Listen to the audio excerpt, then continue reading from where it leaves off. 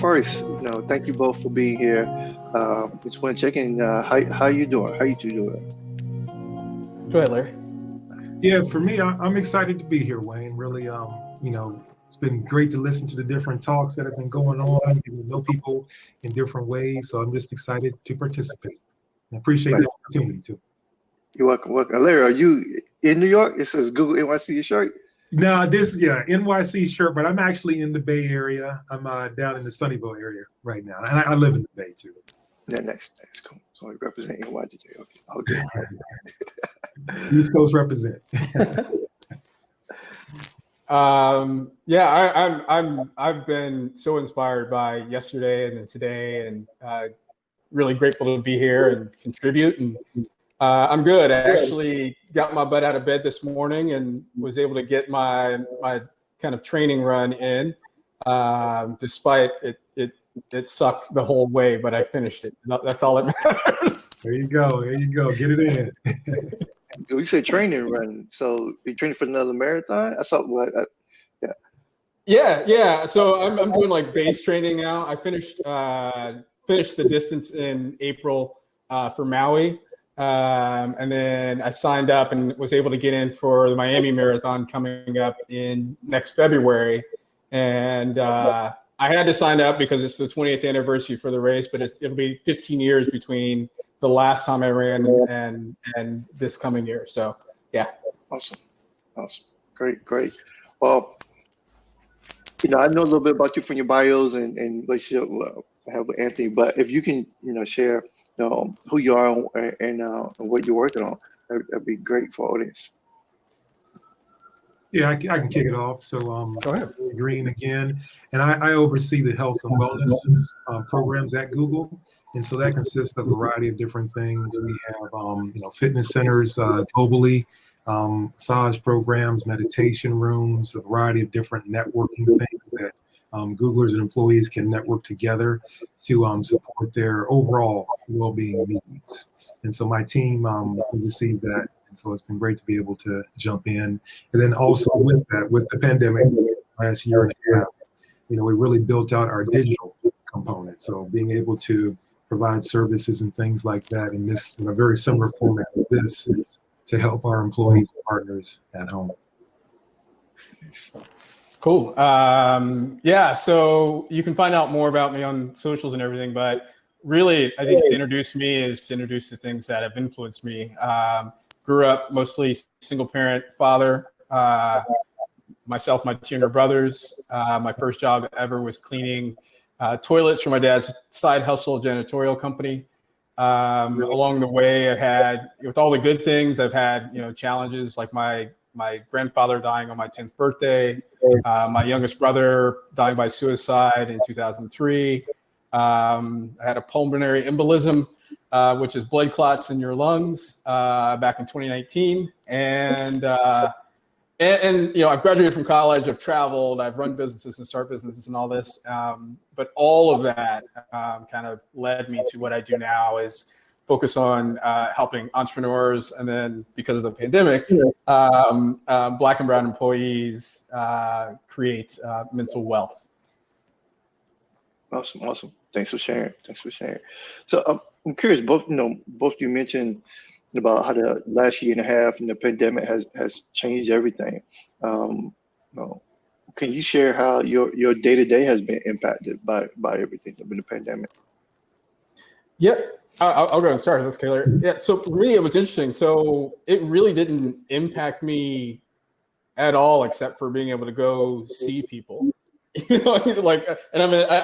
get energized by being around people and talking and getting to know folks. But my business for the last 5 years has been mostly virtual or workshop where I come into town and do something or go to on sites. So I think the biggest thing for me was my day-to-day has been making sure I manage myself not to have back-to-back meetings just because I can. So that's for me. That's great. And for me, I'll call it the old days when things were going normal, commuting into the office, doing like the normal typical thing in Silicon Valley, where we go in, do your work, do your thing, then come back home to your family. And so for me, the biggest pivot was working from home. And I wish I could say the same thing, Anthony, because some days I find myself in back-to-backs.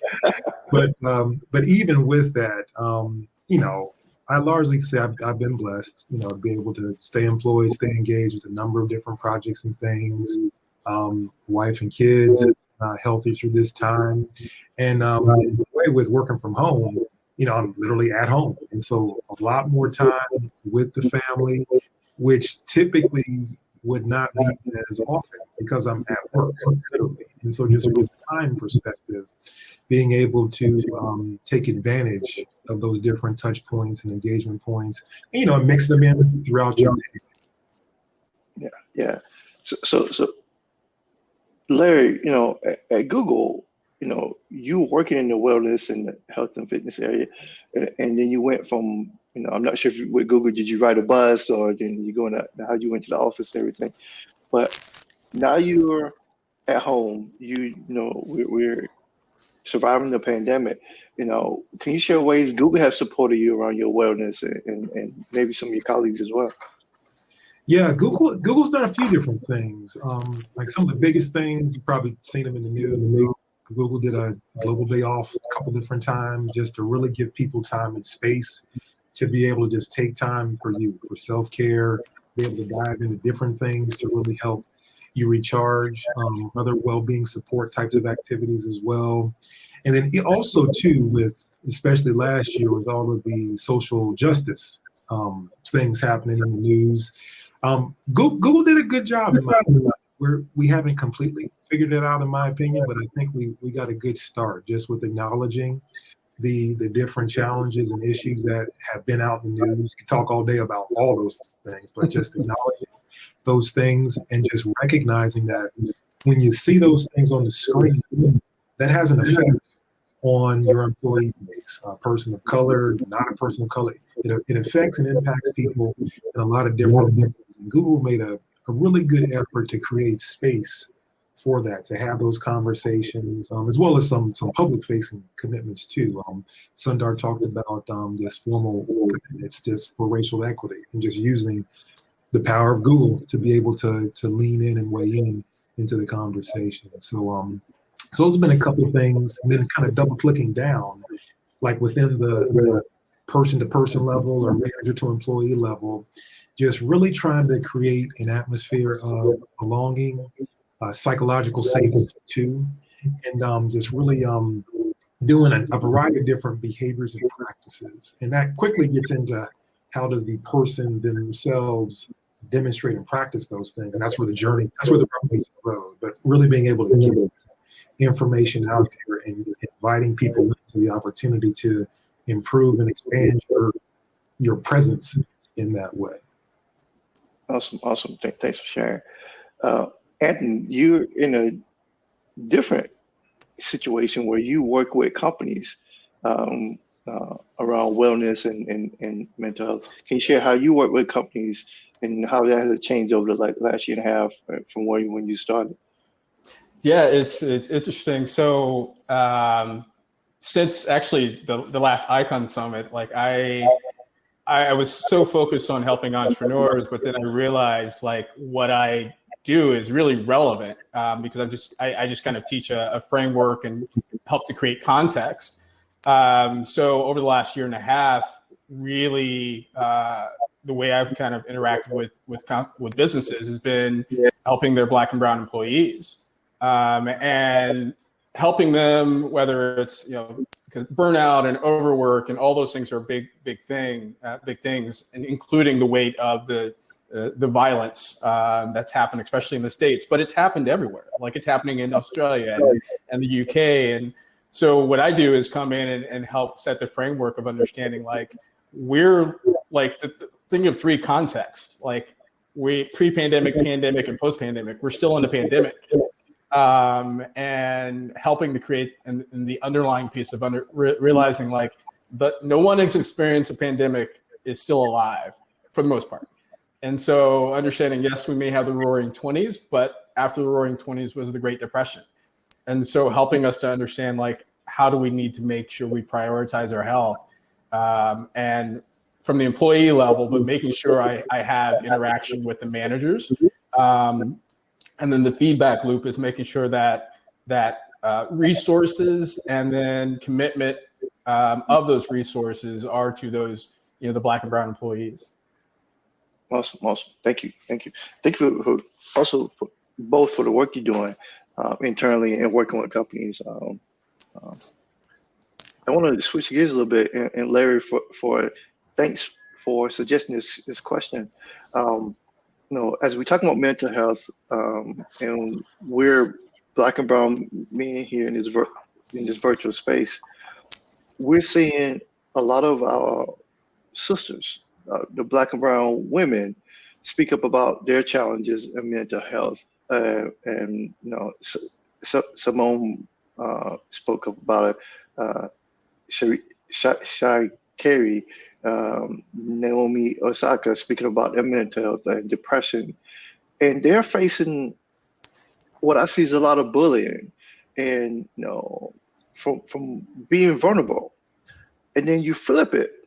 We've seen for the past 3 years, Kevin Love speak about depression, DeMar DeRozan, NBA players speak about what they went through, and it was considered bravery.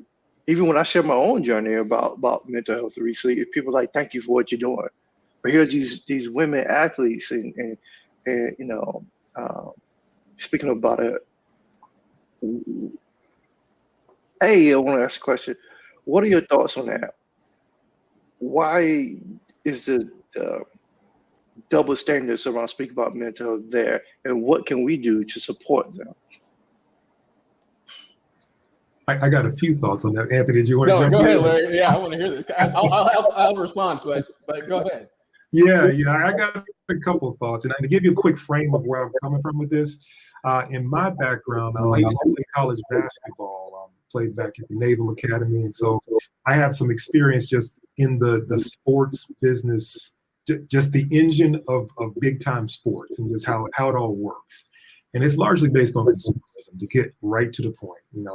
It's amazing people doing amazing things physically with their talents and skills, but the business of sports is to consume all you can out of the talent, and when you're done, you're done, and which is really upsetting and really sad. Hold on one second, let me turn the light. There we go. But to your question, a couple things come to mind. So with Simone and Shikari and Naomi, as a fan, I'm sad because I was looking forward to seeing them, but I'm actually very, very proud of their courage to be able to step up and prioritize their lives and their health in that way. And, for me, speaking on the fan side of myself, hey, it's all good. In my opinion, Simone Biles is the GOAT of gymnastics. I don't even watch gymnastics, unless and she's already proven in my mind that she's done it all. And if this is not the right time for her to prove that point again, I'm personally good with that. And I'm actually proud that at her young age, she's prioritizing, the long game, because, from a gymnastics point of view, I think she's pretty much retired now, mid-late 20s, and that's pretty much it. She has a whole life ahead of her. And the mental game is the biggest piece to that. And so I'm definitely proud of her. And there is a double standard. In my mind, it's just another day, which is too bad, but it's an opportunity to reveal how far we have to go in terms of really embracing not only mental health and prioritizing how to manage stress, take care of yourself in a healthy way, but also just double standards when it comes to race, gender, and all the other versions of intersectionality that are out there. Got a couple more thoughts, but I'll pass it to you. Yeah, and I'll come at it from the I've not been an athlete on with one of the big sports. I threw shot put and discus and coached and stuff, but I all of them on that stage, to me that's courage, and they shows they have a good support team, because making that decision usually comes with some conversations.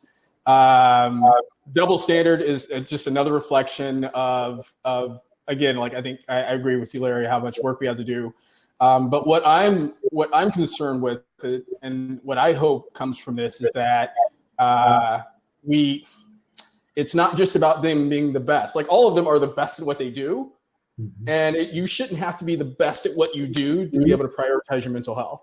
True. And so I'm hoping that like we make that connection as opposed to be like, yet again, we go back to work and go, wherever we do, and just forget about it when it comes to just the everyday person. And what I do, while it hurts to see them have to get to that level, get to that point of saying, hey, I got to stop. It is good, especially in the age we live in, because, athletes have had mental health issues. I'm 46, so I've seen it, all through the day. Even, you think of like Andre Agassi, or you think like Ricky Williams and all these things. And it's so visible now. So whether it's the mental health challenges or the double standards on uniforms and all this, I think it's good that it's on this stage. Now it's like, what's next? And whether it's Olympic level athletes or whether it's high school athletes or whether, dialing it back, Little League, let's stop these parents from living their dreams through their children. That whole dynamic, which that plants the seeds for bad things for people's mental health. So that's kind of my take on that. Mm. Oh, and last point. If you haven't performed and played on an Olympic collegiate level, you need to shut your mouth for the most part, because you don't know that experience. That lived experience is out of your range. Yeah. Another world. Yeah. No, Anthony, you brought up Ricky Williams. I forgot about that. Yeah. He got criticized a lot, and it was pretty sure it was mental health challenge he was dealing with. Yeah, and that goes back to the consumerism pieces. People are upset because he's an amazing running back, but since he can't serve the purpose that others want from him, then it's backlash, and which is unbelievable. Yeah. And then I'm not sure if you saw the quote about Michael Jordan, but people forget, like, his father was passed away, and he left the sport, and he also recently said that he's not sure if he can survive in today's, social media age with all the criticism and things, because he stepped away because he needed a mental break. Yeah. One other thought that just prompted me is in terms of how we can support them. Plus one to what you were saying, Anthony, just following their lead. And for me, I just think about it's almost like a progression over time, because some of my personal heroes over history, Frederick Douglass, Malcolm X, those are some of my big heroes. Martin Luther King, obviously, for sure. And I think about Frederick Douglass especially, because that's the 1800s when life was very, even more physically violent on a day-to-day basis. Obviously now there's the technology component, which is another version of that. But when I think about the mental strain and stress that he had to go through, and a level of courage to do what he did consistently, in my opinion, he dominated the whole 1800s with his life and impact, and it still resonates, all those. And so I take that as a foundation for us in our generation to build upon and to take it to that next level and to channel that level of courage. It looks a little different now because it's the 2021 versus the 1800s, but leaning into that courage to show up in that way and be willing to be disruptive with it too. Yeah, it's that to me, it's that like you're saying, it's like that building that we always talk about generational wealth in terms of money and assets, but it's building that generational wealth from mental, our mental health, our mental wealth, our ability to withstand. We have it in us from our ancestors, but like, how does it look and how can we make it better going forward? I love it. Yeah. Changing subject. Well, not changing subject, but different conversation. As Black and brown men, we face our own unique challenges. From being stereotyped to stigmas that we deal with.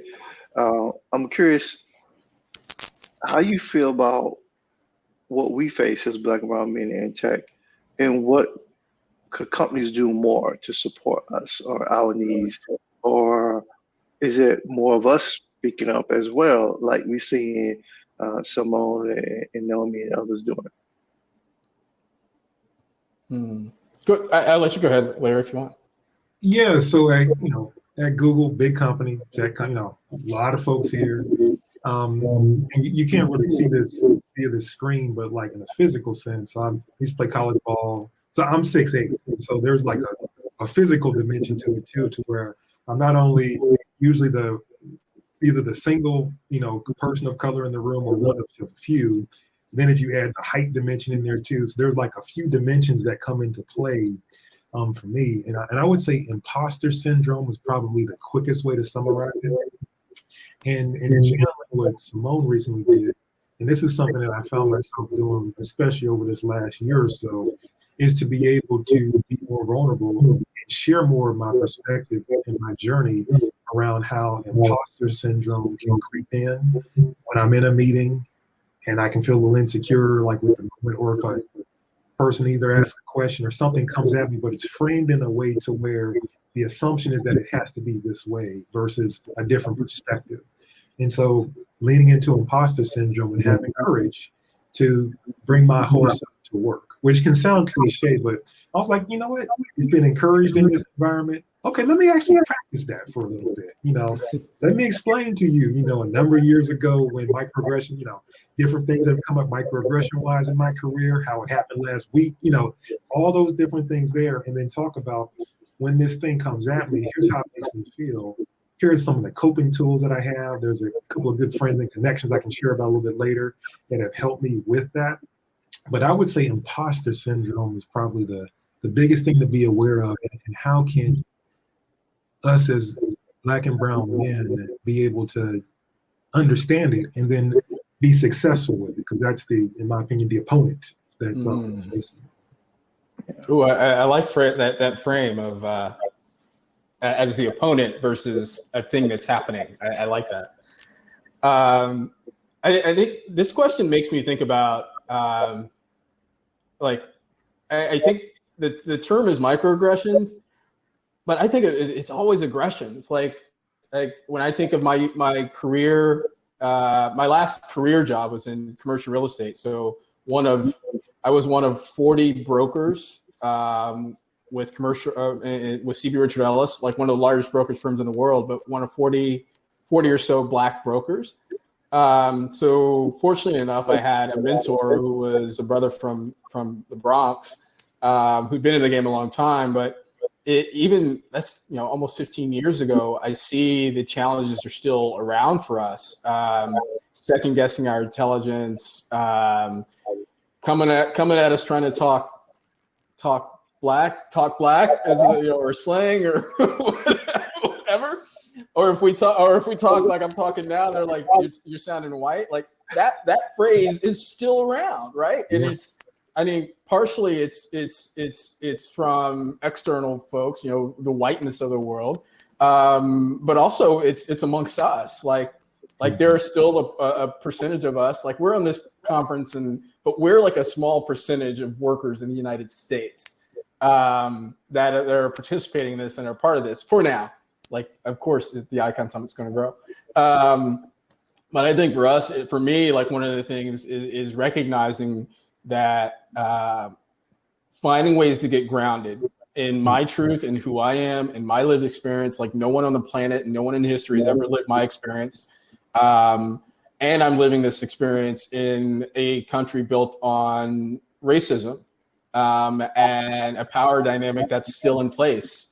And so, like, I know the knowns. Now let me navigate and move through, and then look to people like Larry and Wayne, and he's gone now, but Eric, who was my mentor from CB Richard Ellis, and find those folks, and they don't have to be at your company or be your entrepreneur peer or in your industry, but find those folks who are living like how you may want to move through the world if you don't have the courage or the strength to move through. It's kind of let them be your training wheels almost until you have that strength within you. Yeah. Look, people in the chat saying they love the conversation, love the feedback, and some people I feel have had some experience with people saying, talking white and yeah. Thank y'all for the chat for chiming in, and I appreciate it. Um, um, taking a breath. Woosah. It's not good. It's taking a breath because it's like, I was talking with Melinda, my wife, earlier yesterday, and just saying that like having these conversations around mental health and is not easy, right? Or wellness, and I've been sitting here for like the last day, half a day, so but it's not easy. But I appreciate y'all, being here for sharing, because we there's a lot of things we deal with that I forgot which one you said it, but you're right. We have to continue to speak up and follow what we're seeing the athletes are doing, Simone, around, being vulnerable. I did want to also talk a little bit about professional development of coaches, which is something I don't hear a lot of us, when I say us, Black and brown men, talking about, having coaches in life, in their career, outside of sports. And I'm curious, is that something that you're both seeing internally at Google, or Anthony, you are providing, or other companies are providing? And then if so, how can we get that be more of a normal of a conversation in terms of like having a professional development opportunities or coaches to help advance our careers?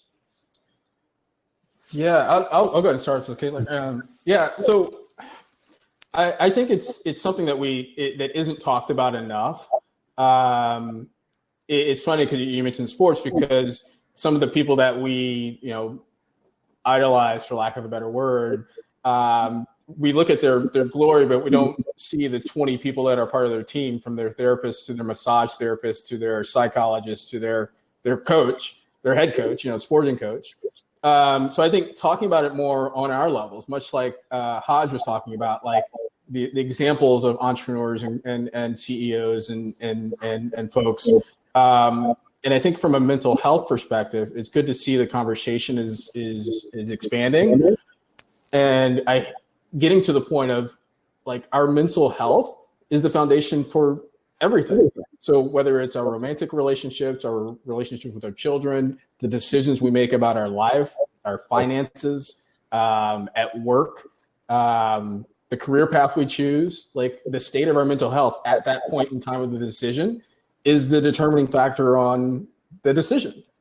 And so when you think of like professional development, from a kind of a not inside of a business, I think it's something that even if your company doesn't pay for it, you need to have a personal budget for it, because it's your life.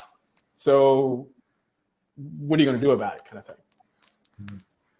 Yeah, I love what you're sharing with that, and it's critical. It is absolutely critical. I would say for me, I'll go back to younger growing up. I personally was blessed to have a tribe of strong Black men in my life. My dad, both my grandparents, uncles, few sports coaches. And so the value of collective support, where they're helping you from a number of different angles, not only with sports, but your music, your grades, all the different areas of who you are, that's the base from where I came from. And so with that, when I was in school, as well as in Silicon Valley, when you look around, all of our counterparts who are white, that is a critical backbone of how they do it. Strong network of people around. And so when you have like a new person just out of school starting a job, there can tend to be that phenomenon to where they're pretty much in the know on like the right questions to ask or what resources to get and all that. That's because they have a network of people around them, coaches, mentors, guides, all those different entities to support and help them along the way. And in my opinion, that is a fairly easy thing that you can do. It's the power of building your network is where I go with it. And even now, I think with all the technology that we have, I think it makes it pretty easy to be able to start your network or expand or make your network more impactful. And then from there, set a personal budget for it, set time for it, to be able to prioritize that, because you can only go so far by yourself. The next level, Michael Jordan, all of them, regardless of sports or industry, there's a group of people behind the scenes to help. Awesome. Thank you. Right quick, last question. Now, can you share a little bit more about, or can you share about your own mental health or wellness practice? Go ahead, Larry. Yeah, I do a few different things. I'll go real quick here. I'll just say the power of routine and consistency is that piece there. I have a personal morning routine between meditation and prayer and what I typically do. I'm an early morning workout person for schedule reasons. Usually, if I don't get my exercise in, early, it's not gonna happen. Between family, wife, kids, legitimate topics, but I try to prioritize that. And then I also do a routine of day planning, to where I just set aside some time to really think about what's ahead of me in terms of meetings, engagements, conversations, work to be done. And then along with that, just balancing it with fun, creativity, relationships. One thing I do outside of work is I'm so close to the game of basketball. I train young players. And so to be able to teach a high school kid how to shoot a jump shot, that takes not that much mental effort for me. It's actually like an unplugged way to just really engage and invest in somebody else. And so to really do that person gets, some uplift from that. I get a chance to burn a few calories after sitting at the computer all day. And so everybody's good. And so having those times there, I'm also a plant-based eater as well. So it's really dialing in the diet. And then I mentioned this earlier, but my good friend of mine, her name is Zalisha Clark, and her company is called Reclaiming Flow. And I'll put her website in the chat here, but that's a wonderful resource. I just went through a series of just great education as well as skill building tools for how to manage your mental health and well-being, your stress. And she specifically targets people of color, because there's a unique experience just with our lives in the corporate world, wherever you go. And she has a really neat, bank of resources there. But I'll put her website in the chat. Thank you, Anthony. Oh, I'm definitely gonna. I love that. I need to reclaim my flow. I think mine has changed over the years. I guess the first thing I think about is I'm always experimenting. Some experiments last longer than the other. And then a few years ago, I read the book Leapfrog by Natalie Molina Nino. And there was a meditation that she shared around, and meditation as in thinking on something, around what does your ideal day look like? Not your perfect day, not your perfect life, but your ideal day within your ideal life. And so as I experiment, I try to make sure that things are aligned with me living my ideal life. So the good eating is something I've just gotten into, making sure I'm eating more less processed foods. So like today I had avocado chopped up with fresh blueberries, a little olive oil, salt and pepper, beautiful snack. There you go. I use my Aura ring for tracking my sleep. And I've learned that it's not just the quantity of sleep, but it's the quality of sleep that you get. I'm fortunate to be able to say I have no meeting Wednesdays. I've had, from a business standpoint, I've had my autoresponder on for over 3 years. I don't work in a large corporation, but it's something that even as I start to build my team, I'll have my autoresponder on. And it's a marketing tool too, by the way, FYI for entrepreneurs. Spending time with friends, even in the pandemic, spending time with friends, whether on the phone or in my pod. One of the things that fuels me is travel. And in the pandemic, there was no way I was going to travel. One, United States, we couldn't. But what I did was make sure to sign up for trainings and sessions and events that were outside of the U.S. So I traveled, but I traveled without moving, if you will. So it's finding ways to stay grounded. And back to the running, that's something I did. And then more recently, I picked up something that's purely for me, and I got back into throwing the discus.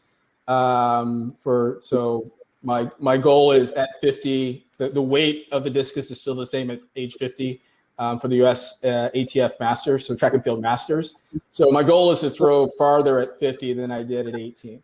So yeah, that is great. And I threw pretty far at 18. So we'll see. Nice. Awesome.